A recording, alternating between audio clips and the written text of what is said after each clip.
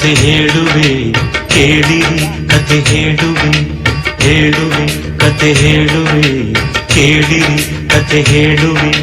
ಗೌರಿ ಪುತ್ರ ವಿನಾಯಕನಿಗೆ ಆನೆ ಮುಖವು ಬಂದ ಕಥೆಯ ಹೇಳುವೆ ಕಥೆ ಹೇಳುವೆ ಕೇಳಿರಿ ಕಥೆ ಹೇಳುವೆ.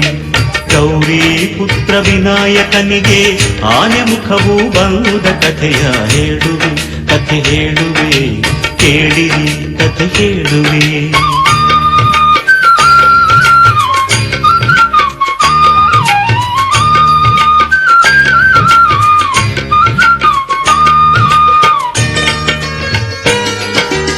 ಒಂದು ದಿನ ಪಾರ್ವತಿಯು ಸ್ನಾನ ಗೃಹಕ್ಕೆ ಹೊರಟಳು.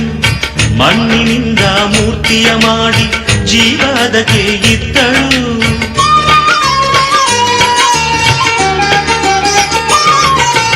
ಒಂದು ದಿನ ಪಾರ್ವತಿಯು ಸ್ನಾನ ಗೃಹಕ್ಕೆ ಹೊರಟಳು.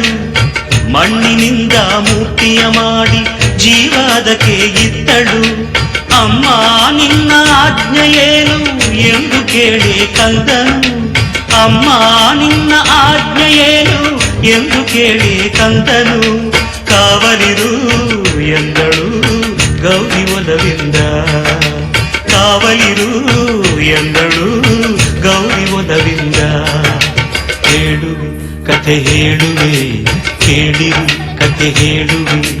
ಗೌರಿ ಪುತ್ರ ವಿನಾಯಕನಿಗೆ ಆನೆ ಮುಖವು ಬಂದ ಕಥೆಯ ಹೇಳುವೆ ಕಥೆ ಹೇಳುವೆ ಕೇಳಿರಿ ಕಥೆ ಹೇಳುವೆ.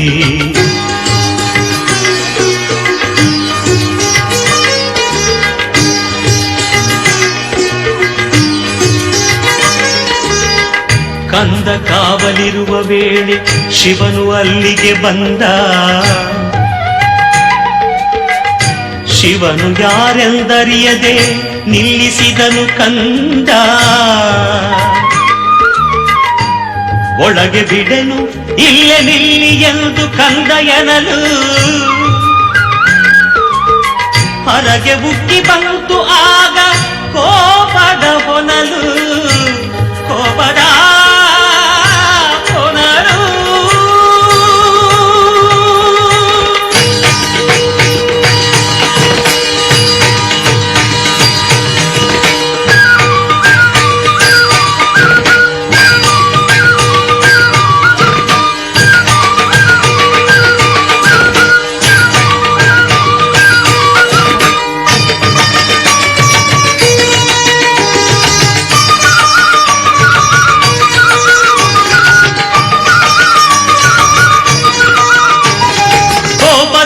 ಶೂಲ ತೆಗೆದು ನಿಂತನು ತ್ರಿಪುರಾರಿ.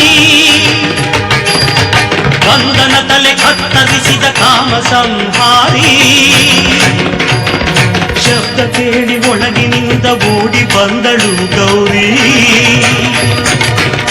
ಸತ್ತ ಮಗನ ಕಂಡು ಹತ್ತು ಗೋಳಾಡಿದಳು ನಾರಿ. ಸತ್ತ ಮಗನ ಕಂಡು ಹತ್ತು ಗೋಳಾಡಿದಳು ನಾರಿ.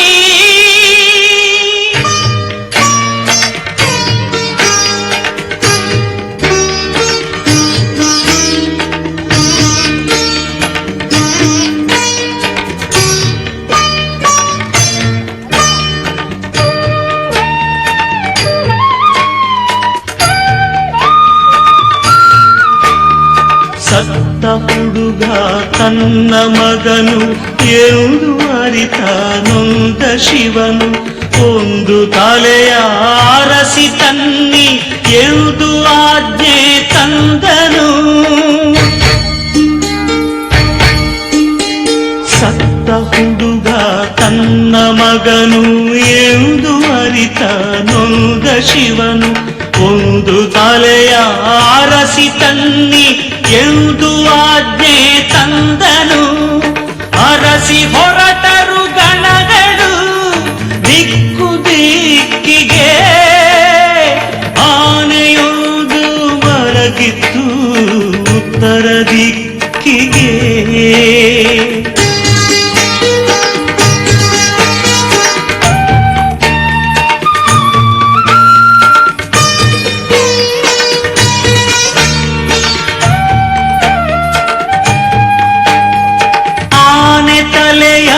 ಕತ್ತರಿಸಿ ಶಿವನ ಬಳಿಗೆ ತಂದರು.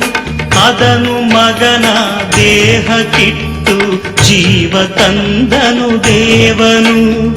ಜೀವ ತುಂಬಿದ ಕಂದ ತಂದೆಗೆ ವಂದನೆಗೈದನು. ಸಂತಸದೆ ಮಗನ ತಬ್ಬಿ ಅವಗೆ ವರವಾಯಿದ್ದನು. ಸಂತಸದೆ ಮಗನ ತಬ್ಬಿ ಅವಗೆ ವರವಾಯಿದ್ದನು.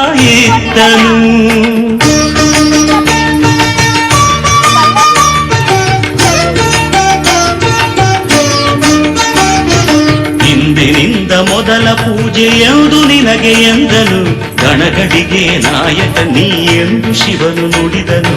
ಅಂದಿನಿಂದ ಕಂದನಾದ ದೈವ ಗಣನಾಯಕ, ಭಕ್ತರ ವಿಘ್ನಗಳನ್ನು ಹರಿಸುವ ವಿನಾಯಕ. ಭಕ್ತರ ವಿಘ್ನಗಳನ್ನು ಹರಿಸುವ ವಿನಾಯಕ. ಭಕ್ತರ ವಿಘ್ನಗಳನ್ನು ಹರಿಸುವ ವಿನಾಯಕ.